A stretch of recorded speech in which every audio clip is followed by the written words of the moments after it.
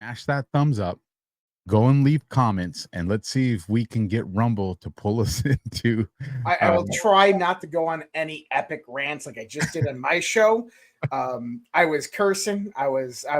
Oh man, there's some things that piss me off. But anyways, we're good. We're good. We're gonna have fun tonight. We're gonna talk about the plan, the unfolding, but we have to talk about a few things. People are probably wondering about this guest. This is gonna be interesting. It is. So let's get to the first ad, and then after that, when we come back, we'll have our guest with us. Science proves that a healthy immune system is the body's first defense against the smallest of ailments to the most catastrophic. Coriolus versicolor is the most sought-after, all-natural supplement. You know we love those guys. So how about you introduce our guests and get everybody all riled up on what we're about to talk about? Well, listen, so we've all been talking about Codex 9/11, Brad Zerbo's new documentary film, and it absolutely is a documentary. I've been talking about how, listen, I've learned more from this documentary than any other 9/11 documentary out there. I've been red-pilled since the day it happened. Long story. I have my own 9/11 stories of how I fit into it, and me and Brad have actually talked a little bit about that. But I love this film because, guys, it absolutely just blows it out of the water. The symbolism directly to evidence that you guaranteed you'd never seen before. So let's bring Brad in here. I want to talk about this. What's up, brother? What's up, dudes? I appreciate the introduction, man. I'm more than psyched to hang out and talk some shop. Have you had a chance to kind of digest the magnitude of what you created yet, bro? It's starting to hit me a little bit, yeah. And I knew I had something good on my hands. Obviously, I've been thinking to 9/11 for almost a decade at this point, and I knew I had a good collection of a lot of the things that a lot of people are pretty much in agreement on, right? And I really wanted to present them in a certain way that my editing skills would allow me to. But then, man, I kept running into a lot of stuff where I'm like, whoa. And I was like, all right, here we go. And a lot of that was from digging into the documents. So I did feel like it had a kind of a geopolitical situational bent that a lot of times isn't really focused on in these, which we geek out over, right? On Badlands, that type of stuff. And I just think it's the perfect marriage of the what actually happened and what was the situation around it, which seems to tell the maybe who might have been involved part of it. Well, and that's one of the things I wanted to ask you, because you didn't necessarily point a finger, but you left it open to interpretation. Yeah. And you definitely covered some different angles. And I agree with you on all of those angles, but I'm kind of curious in your mind how it all melds together. Yeah, see, it's hard to say, right? Because I feel like I was trying to get as much things that definitely happened, right? Here's vettable stuff. This is the documentation or the footage. And then as far as like specifically pointing fingers, I have things. Obviously, there are people who are in this film that you could probably assume, I think at least may have been partly involved, but it's like you don't know. So I feel like here's a bunch of stuff that happened, and allow everyone to draw their own conclusions, basically. So this is what I got from it, because you mentioned the JFK assassination in it. Now, if we go back with what we know of right now pertaining to the JFK assassination, number one, we know Lyndon Baines Johnson was absolutely involved. We know the mob was involved. We know the CIA was involved. We know even the Russians were there and the Cubans were involved. In other words, there's a lot of different factions that wanted Kennedy removed, and they all collaborated to make it happen, and they all benefited after. So when I look at September 11th, I see the same scenario. There's a lot of different factions that wanted this military-industrial state to happen. They wanted destabilization in the Middle East. They wanted control of the resources. They wanted to create a new boogeyman to fund the military-industrial complex, because as we know, Captain Moffat Fitz said, $37 trillion since 2001 have been spent in military budgeting that is unaccounted for on underground military bases, right? How do you allocate that money, dark money, proportionally, secretly, right? You need this type of infrastructure to do it that was developed after 2001. We have the Patriot Act that gets implemented. So when we start to look at it, it makes sense that all of these deep state, globalist, cabal figures would corroborate on something like this, keep it hush-hush, and allow it to happen, and then cover it up after it did, because they're all going to benefit in some way, shape, or form. Yeah. You're nailing it. This is very much exactly how I feel. All these things, a lot of people seem to come together. And I think in some ways, right, there are the people at the very top who basically have their assets in a lot of different places. So when it comes for the big projects, they're calling on as much as they can. And they kind of work hand in glove with each other. But overall, it's chaos, right? If you have this, like you're saying, destabilizing the Middle East, and with the money that can just be totally lost in the chaos of it all, whether it's financial aid or military aid or just any sort of black projects that are being kind of approved behind the scenes under the guise of we got to get them, then it's just a license to steal American taxpayer dollars. We know. And there's a lot of talk of, I don't talk about this in the film, but there's a lot of talk of gold that went missing from around the towers, right? A lot of talk of gold that was taken from Iraq. There's many, many facets of all these things. And I think I see something like this, like the war on terror, right? It's an ambiguous enemy. It's not a single, let's go fight this one person, either he wins or I win. It's something that, as we saw, it's still technically in some capacity going on, could be just done forever. This is sort of what they lost in Vietnam, right? Vietnam was going on forever. You take a hill, you give it back the next day. And a lot of politicians made their careers off it. There was a lot of money that went around it, and then it got ended. So this, to me, is like the better version to these people of Vietnam. It's a war that goes on forever. It's a war where you can just disappear money all over the place. Something we've learned. See, this concept actually really first came to me from the Q drops. So this is the perfect show. But the Q drops inspired Kodak's 9/11, by the way. Drop 117 and one, it was like 54, 145. I forget what it is. Right around there when they're like talking about Halliburton and Bin Laden's handler and all this stuff. That started my whole mind meld to 9/11. I didn't really even think about it before then. But the concept of the money for war, where's financial aid go? Who audits the billions paid for? All these concepts, I had never thought in those ways before, and they had me thinking in that term. So when the Ukraine war came around and we started watching all the money they're dumping over there, it all started to make sense. Oh, for whatever reason, there's lots of reasons to go to war, but one of them is you can totally whack up billions of dollars of United States citizens' tax dollars. Mm-hmm. So I think that's one of the reasons. I'm talking all over the place, but yeah, as far as you're right, to circle back to what you're saying is many people coming together. Yeah, it seems to go to many of our intel branches. The CIA come up more than any of them, but then there are also people from the IDF where you're just like, oh, that's interesting. And there's people that come out. I'm not sure if there's too much ran to from like MI6 and MI5, but like you have to assume if one's involved, the other is doing something somewhere, right? There's they kind of typically all come to the party for an event of this size. Right. Go ahead. Yeah. Before we shift off that, just because it's so important with what you're talking about, these people that you identified and what Josh kind of said at the beginning of his statement, a lot of these names and faces that were shown are involved in so many other things.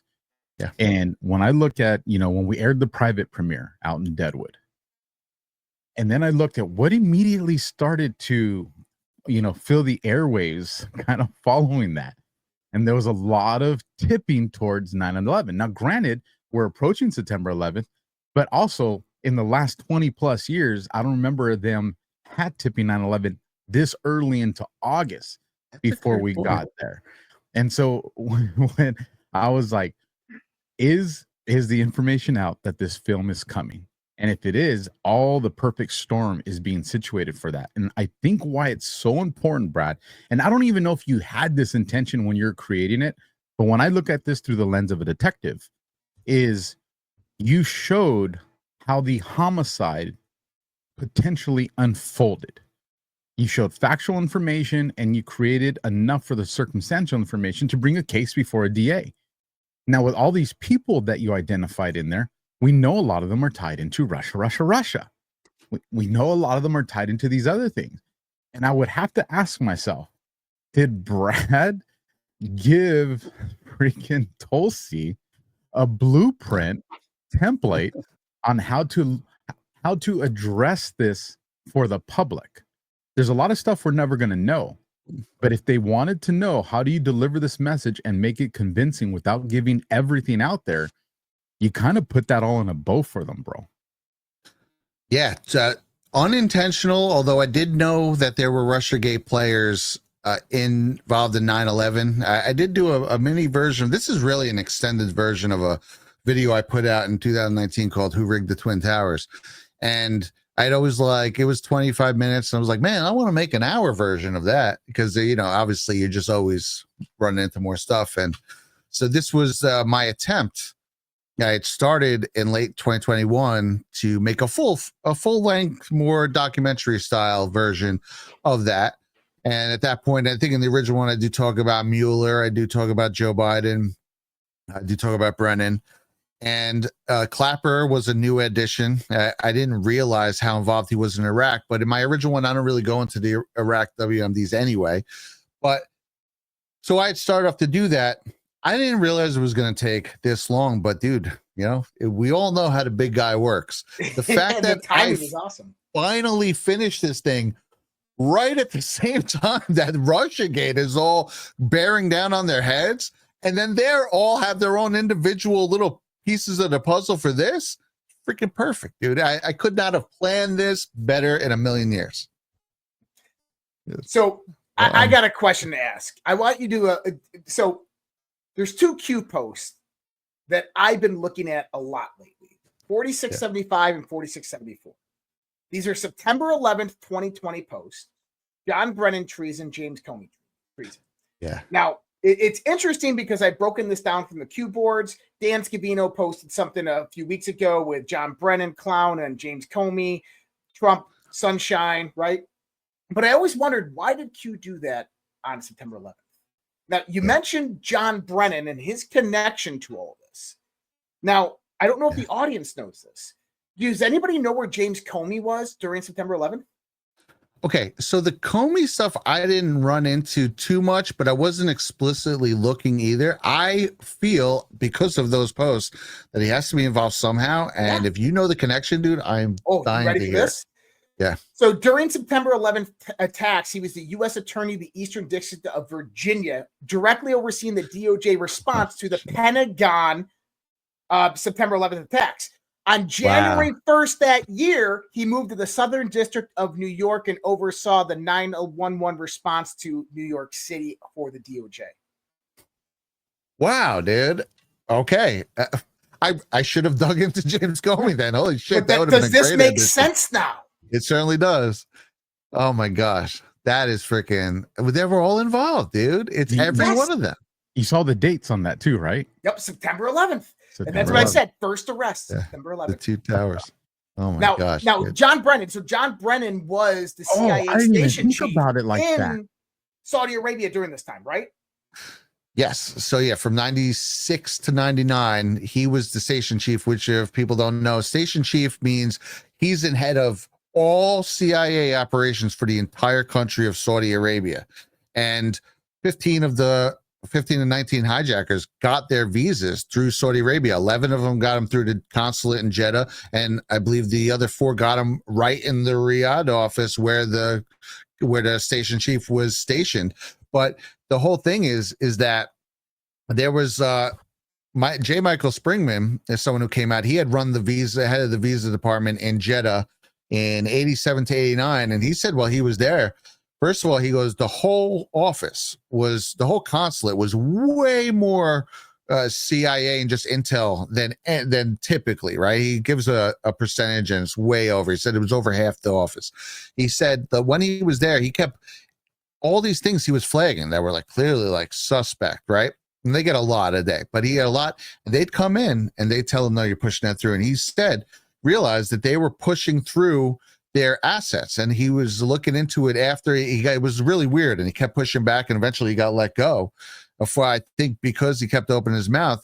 And so in the early 90s, then he starts looking into it and he found out that this is where they were running their Operation Cyclone recruits through there, getting them visas, training them, and then sending them to the Afghan war or just using them for whatever. This is just their Afghan assets.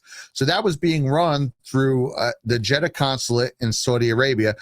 This whole program, John Brennan was working in that consulate in the early 80s, directly during Operation Cyclone. And then in the 90s, he becomes the whole chief of station for all of Saudi Arabia, overseeing everything. He was there till 99, and the visas, they started getting their visas in 99, and then most of them were in 2000, but that all starts in 99, and that's just like Brennan's territory right there. Yep. And those are his boys. So I suspect that he had a hand in kicking off in that, because I think they're really just recruited assets at this point, the hijackers. So this is interesting because some of the information that I have on Brennan is that he was overseeing all CIA operations in Pakistan in the early 1980s. This would have been like 81 to 83, I can see that too. Right?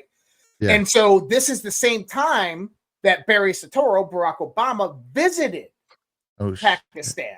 Now, this is interesting because if you go to the Q Post and you look up the Analysis Corporation, TAC, T-A-C, this is John Brennan's company.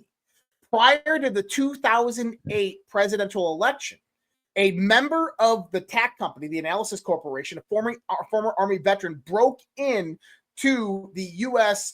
Records and Archives and stole Barack Obama's passport information, altering documents about his travel between 1981 and 1983, specifically about him going to Pakistan. That gentleman was caught and arrested and committed suicide in his car, single gunshot wound to the head, and never talked. But the company was run by who? John Brennan. Wow. And the ISI in Pakistan is how they were funneling. They were taking the money through Saudi Arabia too, but they were funneling it to the Mujahideen through the ISI in Pakistan. Now, one of the other key points about that is one of the reasons why the CIA wanted to go back into the Middle East massively was because of the heroin trade. We got to remember when Al-Qaeda came in the 1990s, led by much of the bin Laden stuff, they decimated the heroin and the poppy fields, and they kicked a lot of the CIA out of Afghanistan. So this was their way back in. Yeah, I saw a chart one time that's showing like a bar graph, and it's showing like the amount of poppy or opium, I guess, that was coming out of Afghanistan. And it shows when the Taliban get into power and it's like 99, early 2000, it goes down to nothing for 1 year. And then 2001, it spikes back up. And it's like, isn't that interesting? And you guys, I think the three of us are all around the same age, right? I just turned 45. I remember the 2000s, like pills and heroin. I was about to say this. Major resurgence, in at least in North Jersey. And dude, I mean, I know I could probably sit here and think of 10, 15 people who didn't make it out of their 20s. Like I remember it ripping through was all these Roxas sets. They were like 30 milligram Percocets. Yep. Yeah. And then a lot of them Oxys. Right, the oxys, and they start on that. And then a lot of them descended into like actual heroin and just checking out. And it would sort of rip my neighborhood up for a long time, for about 10 years. And that's all in the wake of the September 11th. I mean, it seems like it could be totally related. Now, you know what's interesting about that is around the mid 2000s is when the government started to pull it back off the market and you couldn't get the prescription easily. So what did all of those people turn to? They turned to street heroin and fentanyl. And this is where we end up with the crises that we have today. Now, think about a transnational criminal organization that's in the gun, drug, and money laundering. Where is their business operated? It's operated through the drug trade. That's one of the easiest ways to launder money globally in the sense of the exchange of direct cash. And this is what the CIA's primary business. When we say CIA, people, we're not talking about the CIA proper. This is kind of like the holding spot. We're talking about all the NGOs, organizations, think tanks that operate for government contracts underneath the intelligence apparatus that really run the transnational criminal organizations that do all of the dark money transactions and funding and processing and help to move that through various different shell companies, right? I mean, there's components of the CIA that are directly involved, but for strictly speaking, what we're talking about is this organization of legitimate NGOs, nonprofits, government contractors, multinational corporations that are involved directly in criminal illicit activities, RICO violations, everything that you can think of. And they are running the human trafficking, they're running the drug trafficking, the arms trafficking organizations around the world. This is what it's all about. If you got uniforms and patches and put them on the cartels, you would call them the private military security complex. I can't believe you just said that. We'll share that later. Yeah, clip that. That's where we're going. I wanted to bring up before we get too far from it. You said that post 117 had a lot to do with you wanting to do this film. So I went and got it for you, Brad. So let me bring this up on the screen so you can take a look at it. One, is this the right one? Yes, that is. Yep. And what caught my attention is something we're going to be talking about later on the show with me and Josh. Is right here on the second line. How is Aloid and BO tied to Huma? And that's going to go into some other posts that were put out yesterday and today. But to bring it back to you, was there anything specific or just this post in its totality that inspired you? Yeah. So if you scroll down, let's see. There it is. What occurred on post 9/11? Okay. Yeah. So see, how is Aloid and Bush Senior, Junior connected? They're all connected by Carlyle. So one of the things I put in there when I was doing the Carlyle dig is one, Bush Jr. He did work for them. They put him in charge of an airline service company while he was there, and actually it wound up being run to the ground. Basically, with private equity, they're buying companies that are already going into the ground. They're trying to fix them up. So it's not necessarily indicative of his running it, but that was one of their failed ventures. But he worked for them. Bush Sr. obviously was there. He was there with Shafiq bin Laden on freaking September 10th. And so that's the connection there, because Aloid, his purchase, they helped him do a major purchase of Chase, which is kind of what put Carlyle on the map in the early 90s. So that's that connection. And then you talk about like what occurred post 9/11. You talk about like the war and all that wars that we entered to Afghanistan. So that gets you digging on Afghanistan. And you start seeing like who financed 9/11. Well, first of all, there's a lot of money missing, right? I don't know what the exact questions of these. It could be part of the 2.3 trillion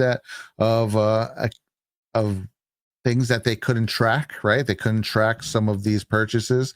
That could have a thing to do with it. And maybe it's tied to the Halliburton KBR a little. Maybe it's tied to Carlyle. A lot of people did make a lot of money. So that it's funny that they say that right after that, because it also could be implying that Aloid had something to do with financing it. That's almost how they're wording it, in my opinion. But I don't find a paper trail too much to the actual financing of it. But nevertheless, this got me thinking. This post right here got me thinking about September 11th as in a way I had never in my head before. I didn't think about it too much, right? It happened. It was emotional. We were like, we got to get these people. They kind of handed us what it was freaking day one, which seems so absurd in hindsight, but we didn't know. And we were like, all right, we got to get them. And then that's it. You just go on with your life and you're just like, yeah, all right, we're kicking terrorist ass in the Middle East. I have so many friends who joined the Corps after that, or actually various branches, but most of them joined the Corps. And my brother included.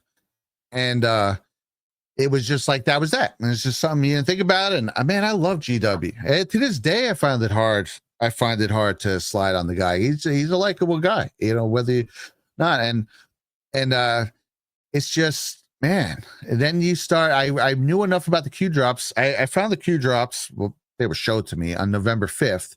So it's day 8. And man, I just went crazy just trying to answer all the questions. I really went down the rabbit hole for a while. So what is this? I think this was posted on the 14th, November 14th? November 6th. November 6th. Oh my gosh. So that's the very next day. Okay. So this one, I was up all night then, trying to figure out whatever I can. I think the next one is even like then later, a couple of days later. It's just if you put in Halliburton, it'll come up. I forget the post number. And so these two posts, or when I went, 9/11 too, they just never even questioned it. I had never even thought. And then, I work on buildings. I built skyscrapers in Manhattan for 17 years. And like once that crack, it all flooded. Because I literally just sat there and I started putting on some footage and I was just watching. I was just like, they're coming apart like a freaking Jenga tower. It's like, there's no way these buildings would collapse like this. These buildings, like I know buildings, and then forget about it. Then I just started digging and digging and digging and digging. And this Halliburton. So this points to, it doesn't mention it, but they're talking about Halliburton KBR. Say how much? $15,000 for a toothbrush. Yeah, they basically had the Log Cap 3 contract that just took care of everything. I mean, Alpha, you probably know about this, and basically anything you wanted, they built the buildings, they provided service, they made lunch, they did everything. And they made, it was like one of the biggest government contracts of all time.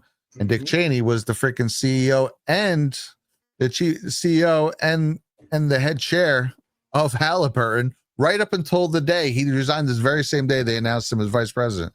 So there's just a lot of corrosive relationships with all this. But those two posts really, really got me going on 9/11 in general, and I credit them for leading to this. And these guys have been in it in a long time. I mean, if you go to after the Reagan assassination attempt, when he changed out his cabinet and he brought in Donald Rumsfeld, he brought in, we had Bush in there, but who was Donald Rumsfeld? Well, Donald Rumsfeld is the former CEO of Serum Pharmaceuticals who tried to get aspartame passed on the market and they wouldn't touch it. Then he becomes part of the Reagan administration. And sure enough, you can find aspartame in everything today. That's how these people operate in the context of big money and the fascist infrastructure that was created after the business plot. If you even go back to the 1940s with everything that happened there with Prescott Bush. And so, I find this interesting. Dug up Geronimo's bones. Well, yeah, there you go. Skull and bones. So when we start to talk about $90,000 hammers, there was actually congressional testimony about 2 years ago talking about these bearings that are used on the F-22. It's literally a bag of bearings. It's about 9 of them. And it costs $90,000 for these bearings. And he says, what the hell is the difference in this steel between this steel? And there is none other than just precision cutting that takes about, $200 worth of labor and effort to do. But this is what people have to understand, that how these corporations funnel this money out of the government and then how that gets allocated into black money funds and then distributed into secret projects to go out there and build some, MQ-9 modified Reaper drones that look like United Airlines and American Airlines planes that are loaded up with a Tomahawk warhead that fly directly into a tower that produce an explosion that is timed sequentially after about an hour and a half to come down with explosives to make it appear the Hollywood effects of it all happening. Yeah, absolutely, dude. 1,000,000%. You know what it reminds me of a little of? You remember when Trump got when he was doing Air Force One the first time around, right? And they wanted to charge him. They wanted to pay this exorbitant amount of money. I don't know, it was like $5 billion or something insane. Don't quote me on the numbers. And he was like, dude, there's no way I could get this done for X amount. And he did. He saved a whole bunch of money. And that's what they're trying to cut. See, when I originally voted for Trump, before the Q drops, I was just like, I was really like, hey, man, we need a businessman. This is a smart guy. In my head, I was like, I wish he'd go in and audit Washington. Well, he did it, and they're still doing it. And that is a part of it. But then obviously we learned it was much above that later on. But now, do you remember the early Trump Alex Jones appearances where he talked about September 11th? Like when he was running? Well, so prior to him running, 2012, 2013, he did some appearances on Alex Jones. And sometimes he'd be asked about September 11th. You got to remember, Donald Trump's a builder. Oh, yeah. Anybody knows that those buildings did not come down from two planes. It's Donald Trump. Didn't he want to replace them? Like, didn't he want to pick up I don't know if it was the contract or the planning. Didn't he want to do like and make them even bigger? Yep. Yeah, he had scale models and everything. He proposed it, and they knocked it down. And I gotta tell you, man, everybody in New York and New Jersey wanted to put those buildings back exactly the same. The Freedom Tower was woefully unpopular. I still don't love it, to be honest. I mean, I guess it's cool, but it's just like, no, man, we want the towers. It's weird. Right. Now, yeah, I love this little piece here. It's something that I was mentioning to you, that people don't realize that in Trump's administration right now, there's a direct connection to September 11th.